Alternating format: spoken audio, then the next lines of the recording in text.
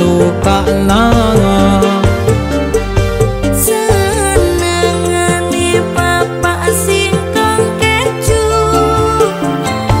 ombenane legen asri karo susu Dek senengane ibu apa coba ngomong arep tak tukokno yen ibu iku senengane koneko cukup gelang kalung emas 5 kilo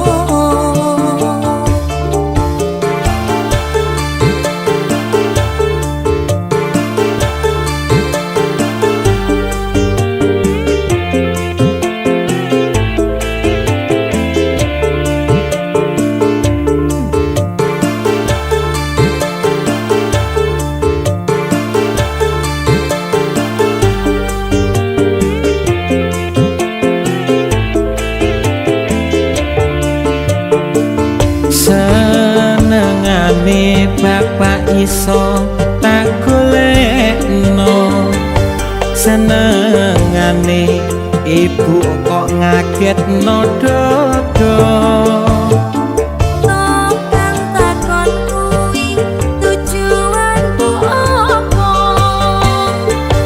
krungu jawabanku kok motomu amba tujuanku nyenengi calon maratuwa muga-muga ketrima dadi mantune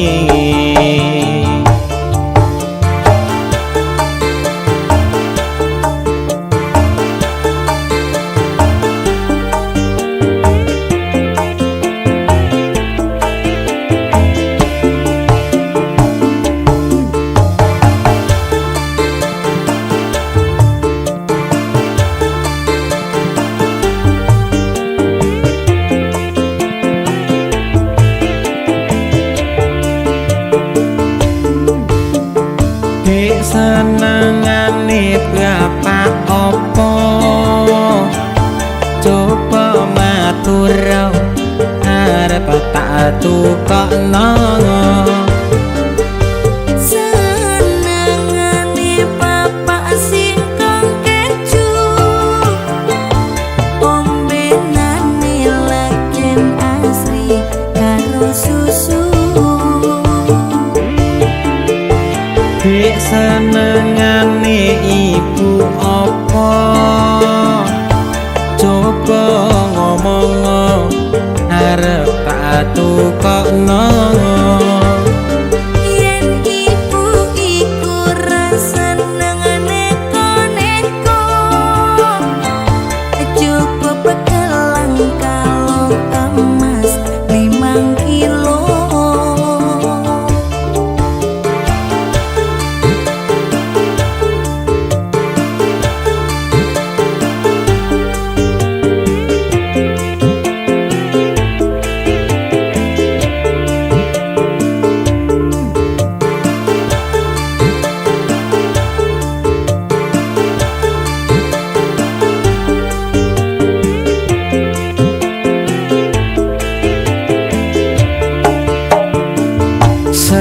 senengane bapak iso tak golekno senengane ibu kok ngagetno dodo Tokang takon kuwi tujuanmu apa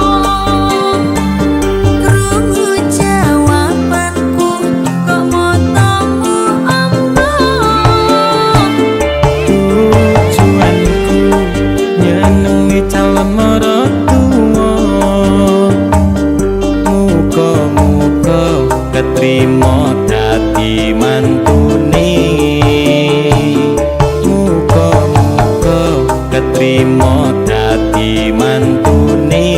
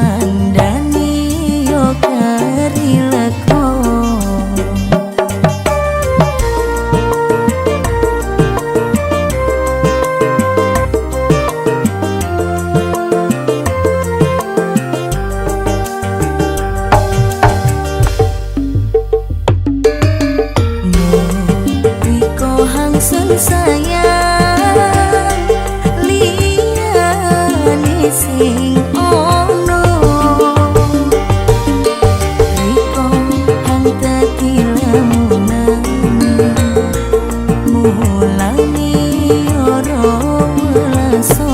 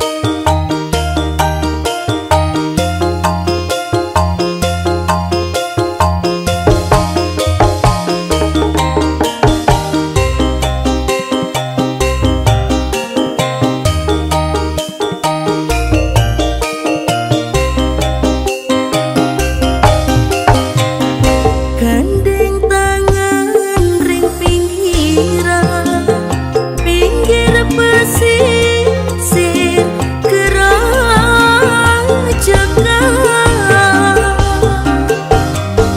Bisik-bisik semayana Matri janji urip biara Sirsiran ambi kandangan Kending asli Banyuwangian Kerajakan Banyuwangi Rano wangi Sing tau sepi Lanang waton hangekan Ngilangakeun susah ati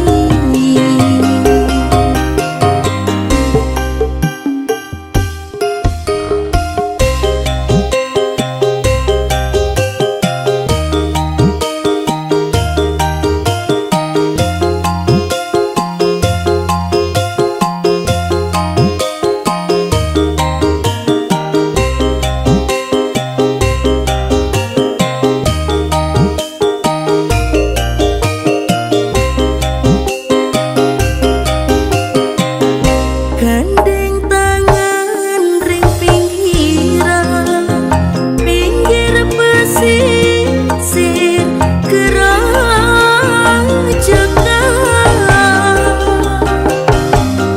Bisik-bisik semayana Matri janji urip biara Sirsiran ambi kandangan Kending asli Banyuwangian Kerajakan Banyuwangi Rano wangi Sing tau sepi Lanang waton hangekan Ngilangakeun susah ati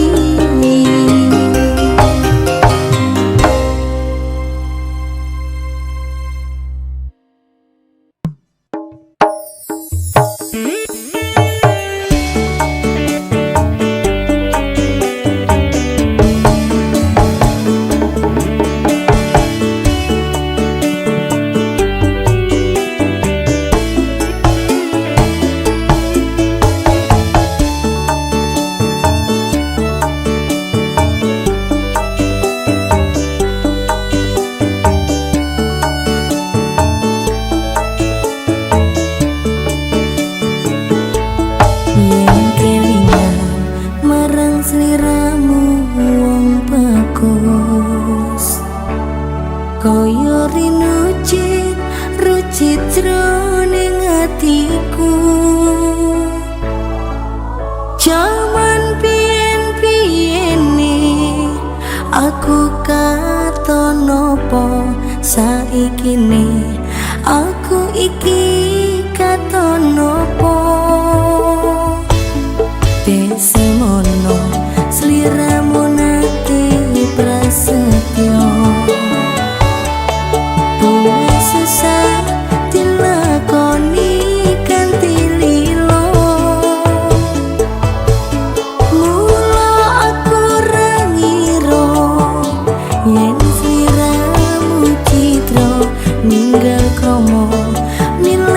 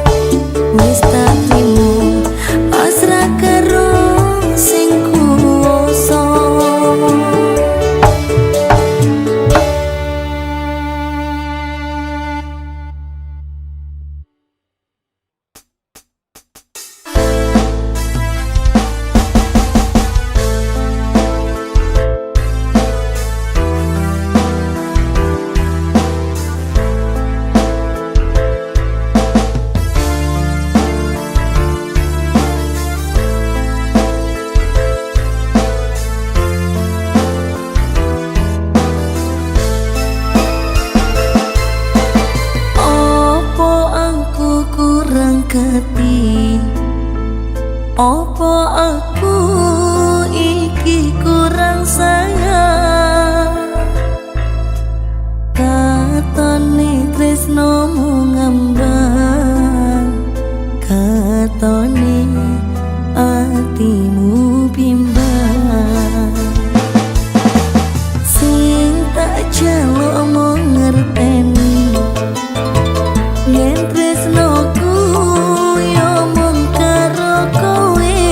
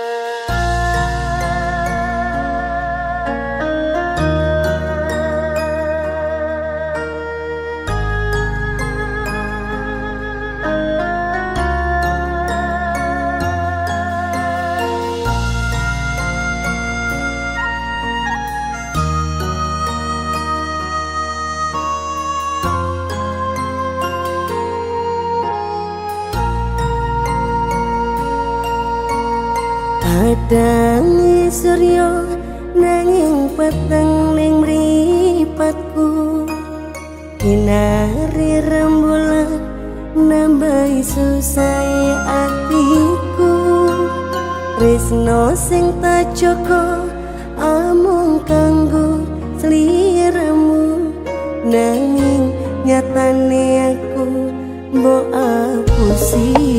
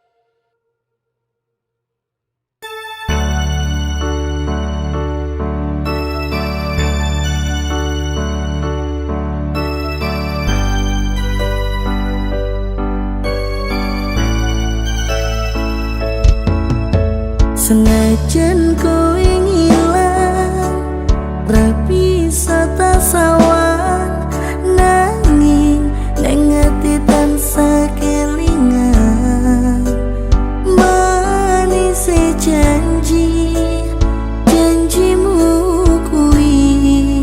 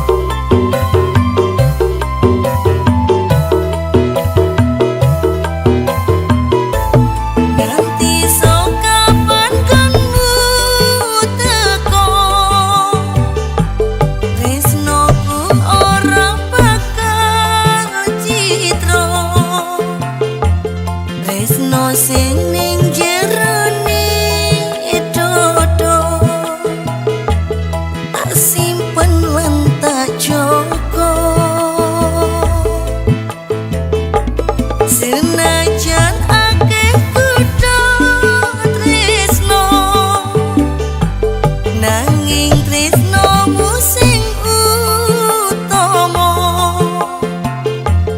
aku ra bakal nampa tresno liya nganti sliramu teko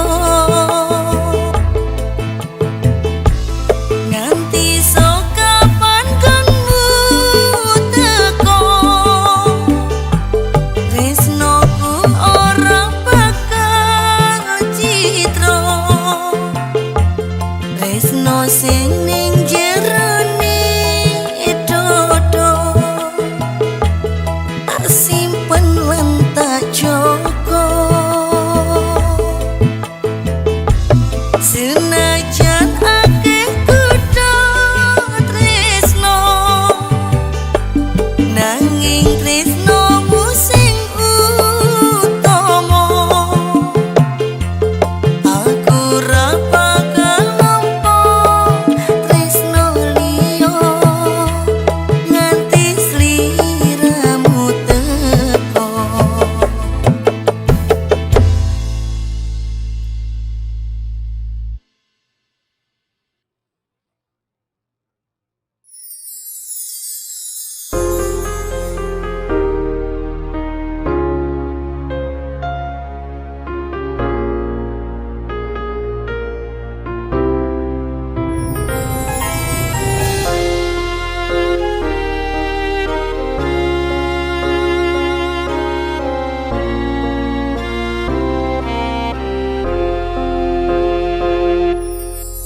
Nyapa aku lan kowe ketemu yen iso menggawe loroku apa iki wis nasibku duwe rasa mung sewates rasa merko atimu luwih ngepoti wong liya aku rangira kowe citra janji manismu mung ngapusi kowe sing tak tresno tulus sangka ati nyatane kowe gawe lara ati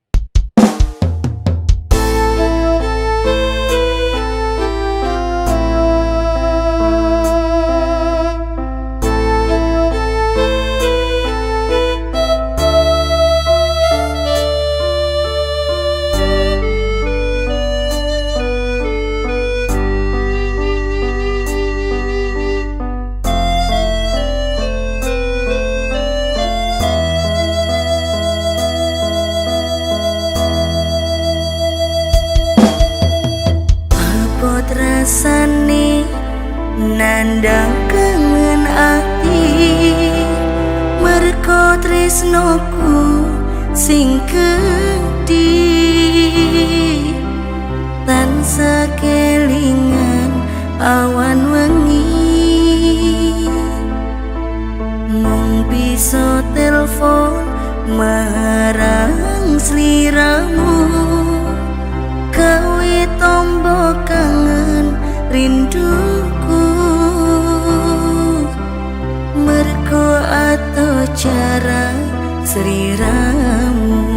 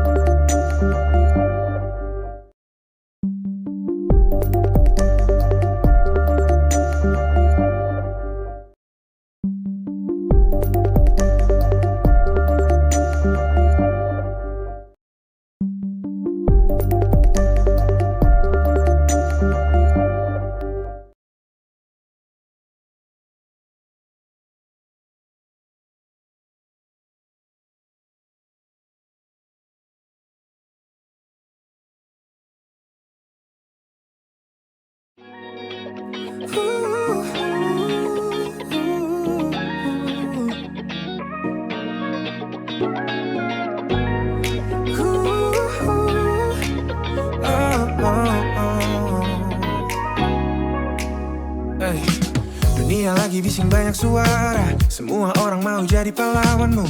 Tapi aku tahu semua celahnya. Siapa yang paling paham caramu? Enggak butuh banyak kata manis, aku yang hapus kalau kamu nangis. Gak usah dengar yang lain, cukup lihat ke arahku saja. Aku penjaga hati yang paling setia, pasang badan buat kamu tiap masa. Biar dunia runtuh, aku gak pindah, cuma aku yang pegang kuncinya. Ada yang bilang aku terlalu posesif, mungkin benar aku cuma waspada, karena kamu itu terlalu berharga. Buat jadi bahan coba-coba, gak perlu izin buat lindungi kamu. Itu insting, bukan sekadar mau. Aku menjaga hati yang paling setia, pasang badan buat kamu tiap masa. Biar dunia runtuh, aku gak pindah, cuma aku yang pegang kuncinya. Hanya aku, selalu aku, sampai nanti. Gak ada ruang buat yang lain, aku kuncinya, aku pagarnya. Aku penjaga hati yang paling setia, pasang badan buat kamu tiap masa. Biar dunia runtuh, aku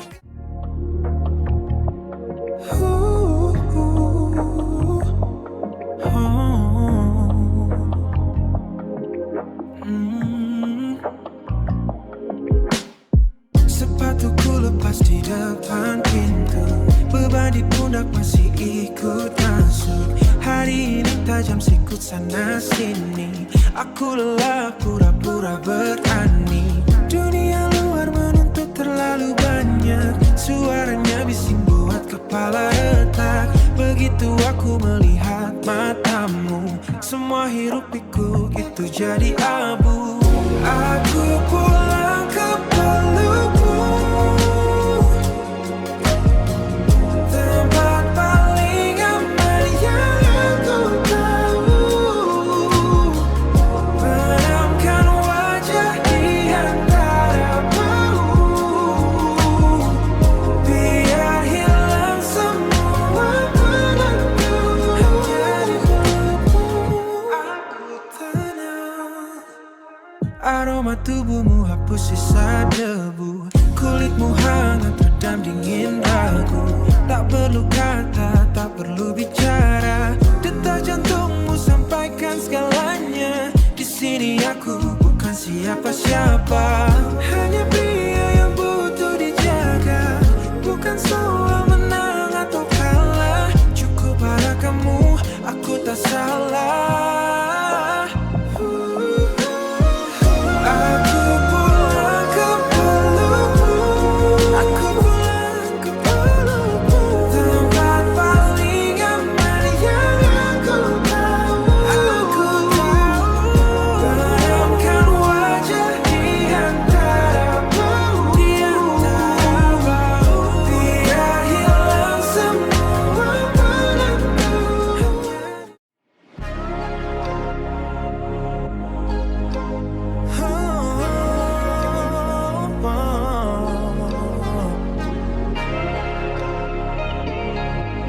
Memang sudah tertulis, harusnya tadi aku belok ke sana, tapi entah kenapa aku putar arah. Mungkin langit sedang atur strategi, biar kita bertemu di tengah lelah. Bukan rencana yang aku susun, bukan juga cuma keberuntungan. Semesta bekerja, ini bukan sekadar kebetulan. Garis takdir sudah tertulis rapi, jutaan jalan untuk aku lewati, hanya untuk berhenti tepat di sini, menemukan kamu.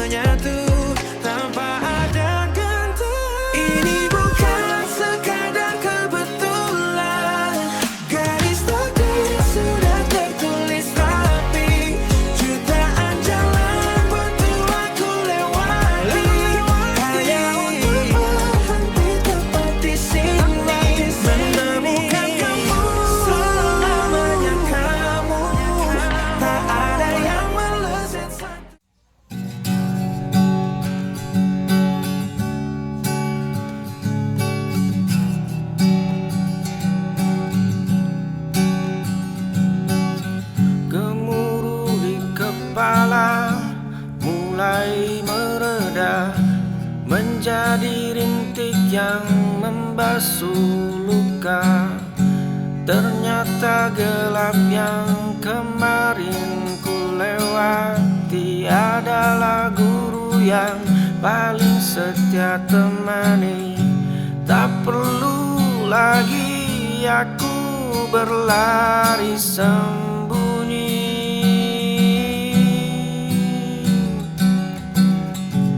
dari bayangan yang terus mengikuti.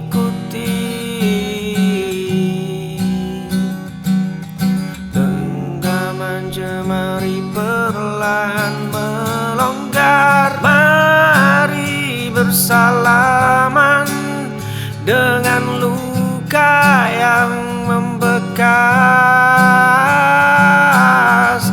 Ucapkan terima kasih pada setiap yang terlepas.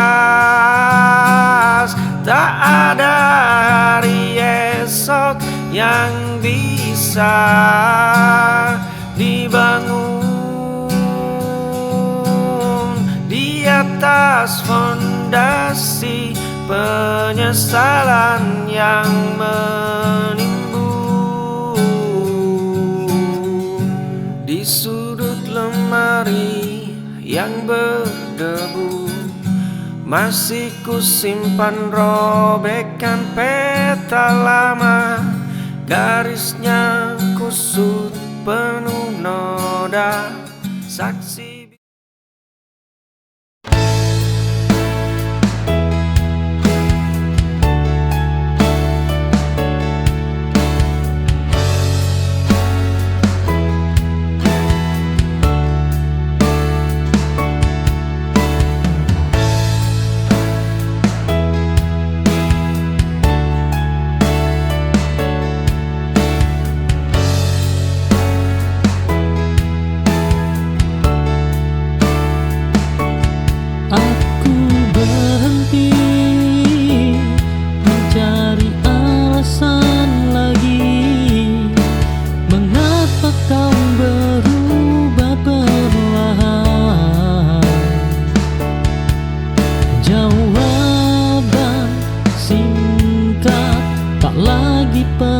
Penting bagiku saat rasa sudah hilang. Kadang diam adalah jawaban.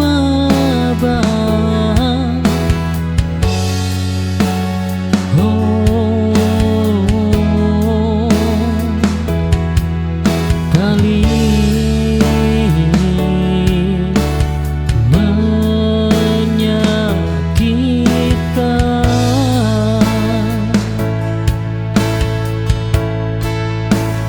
aku tak lagi bertanya padamu tentang cinta dan kita. Perpisahan ini cukup untuk menutup semua luka.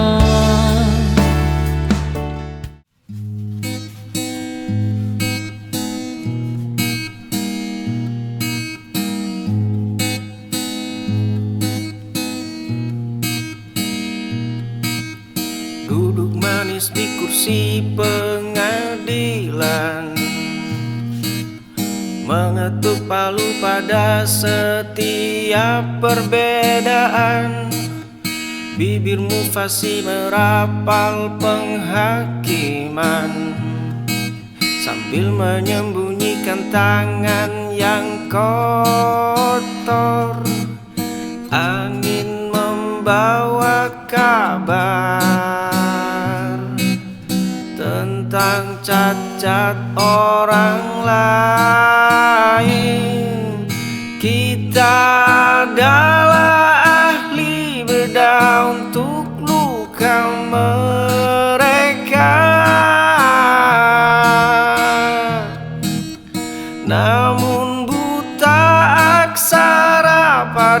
luka sendiri.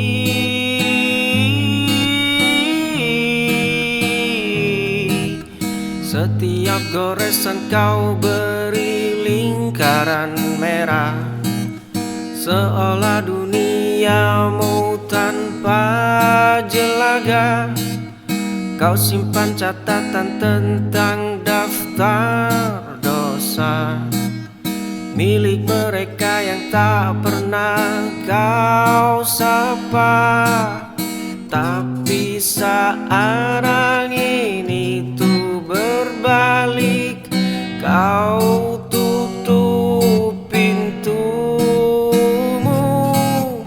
Kita adalah ahli bedah untuk luka mereka.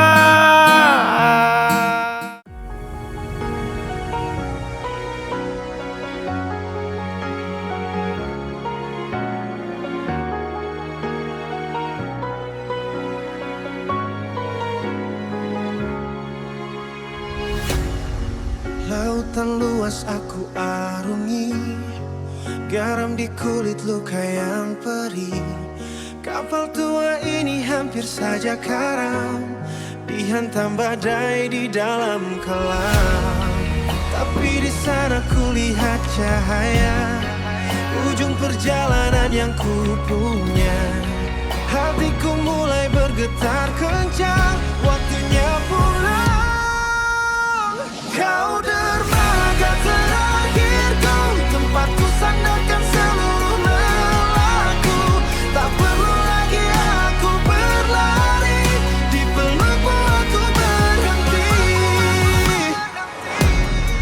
Kayu yang rapuh, besi yang karat, beban di pundak terasa sangat berat. Kau terima aku apa adanya, tanpa bertanya tentang segalanya. Cahaya itu menghapus duka, pintu hatimu kini terbuka. Hatiku mulai bergetar kencang, waktunya pulang. Kau dermaga terakhirku, tempatku sandarkan seluruh lelaku. Tak perlu lagi aku berlari, di pelukmu aku berhenti.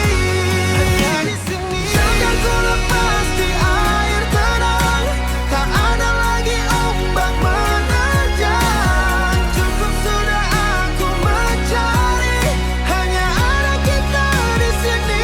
Hanya kita di sini. Dermaga terakhirku.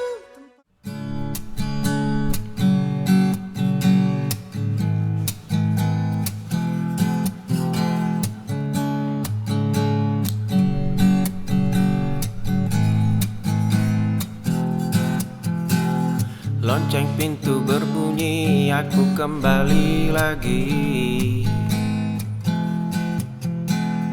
Duduk di sudut yang sama, di kursi kayu ini. Kau sibuk dengan nampan dan catatan kecilmu, berlari kecil di antara uap kopi yang membiru.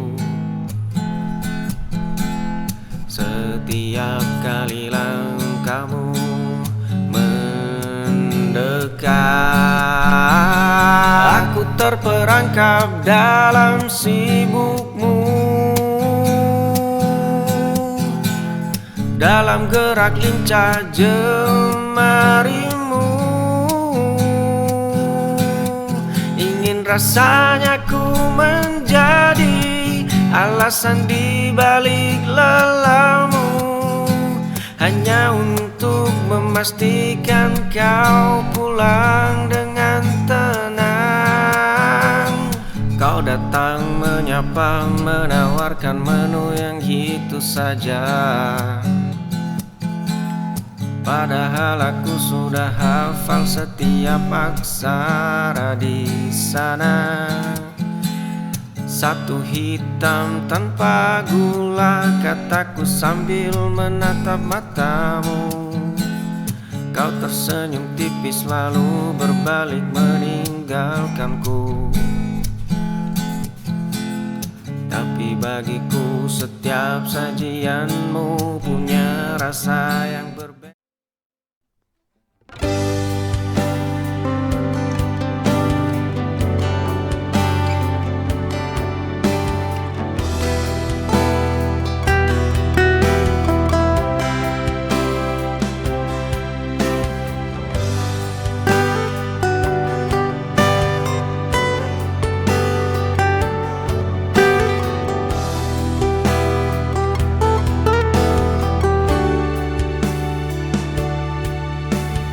Saat dunia mulai menjauh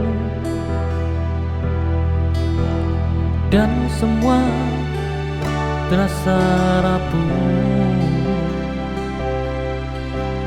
kau datang tanpa mengeluh, menghapus luka yang jatuh.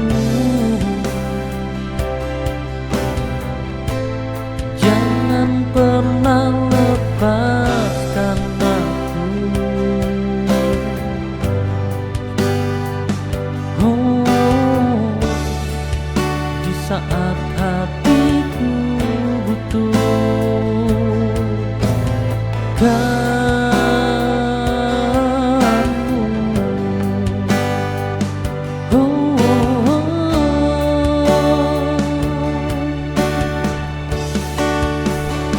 Kita lawan semua rintangan dengan cinta dan keyakinan.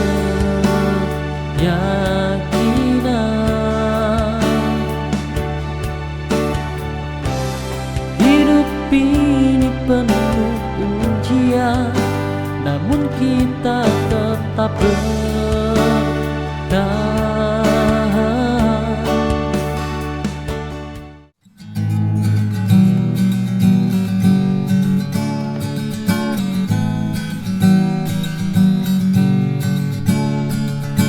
Kita adalah dua nahkoda di satu kemudi, mencari arah namun enggan berbagi posisi.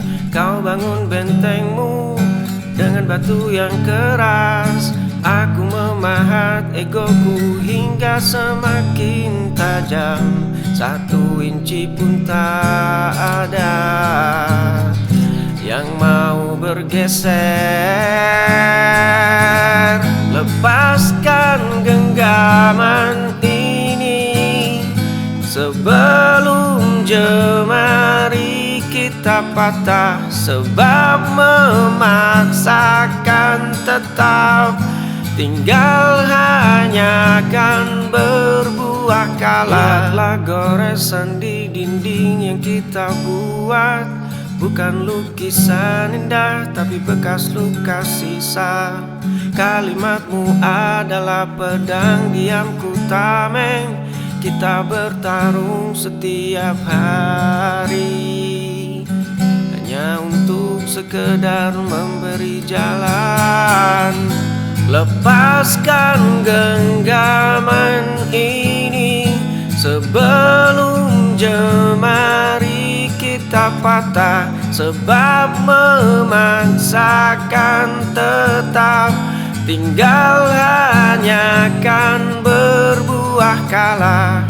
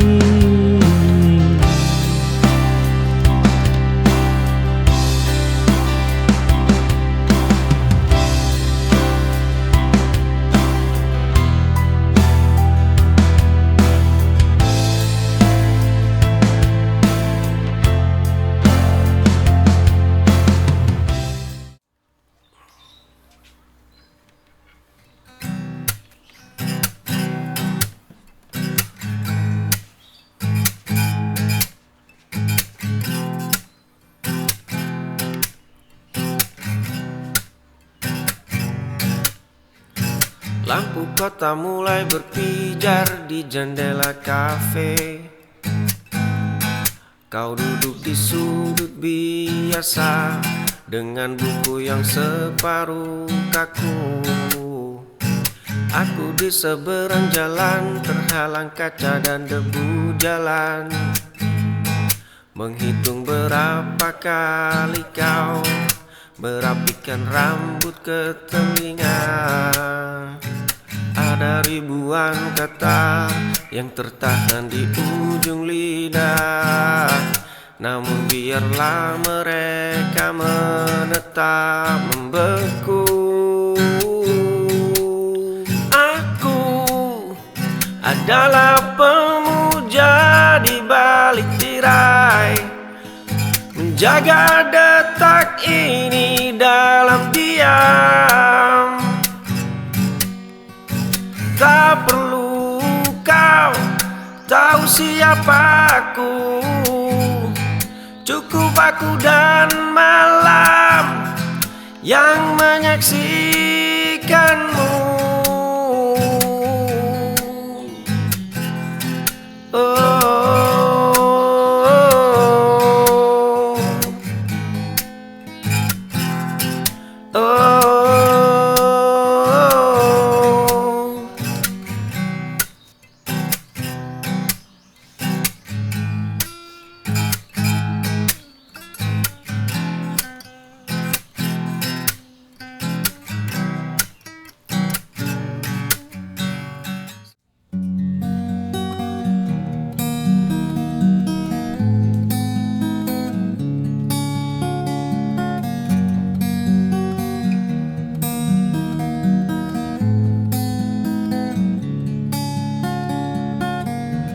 Menatap cermin yang mulai berdebu,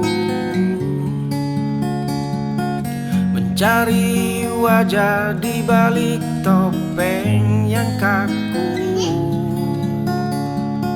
Selama ini kaki hanya mengikuti bayang, berlari jauh namun arahnya melayang. Bagaimana bisa ku mengeja dunia? Pahami dulu setiap sudut yang gelap, peluk sepi hingga tak lagi terasa senyap, sebelum menuntut dunia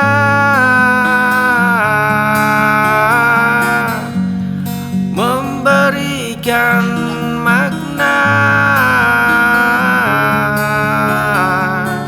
Bukan tentang apa yang mereka bicarakan,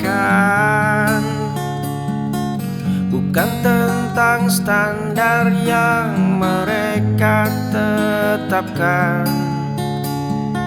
Ini tentang dialog antara nurani dan logika, membuka gerbang yang selama ini terkunci rapat.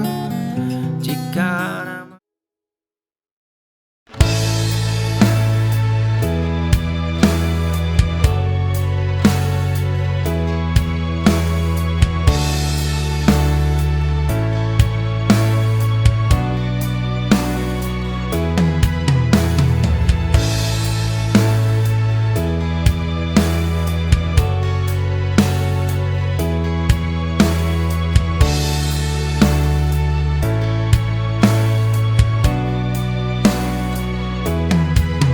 berjalan ke arahmu, sedang kau melangkah mundur. Cinta ini tak seimbang,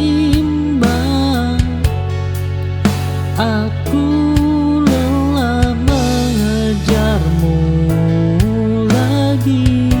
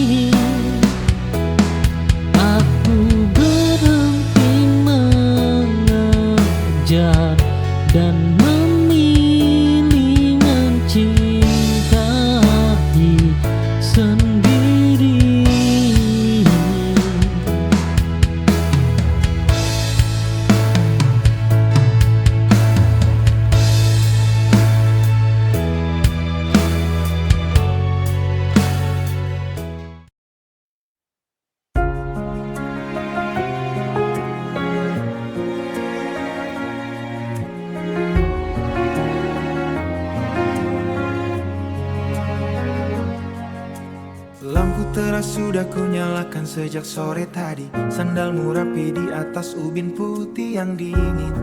Kau lepas tas, napasmu terdengar begitu lelah. Aku berdiri di sana hanya berjarak satu langkah, menunggumu bercerita tentang hari yang berat. Tanpa perlu aku bertanya apa yang terjadi. Aku akan jadi orang yang paling percaya saat seisi bumi mulai meragukan langkahmu.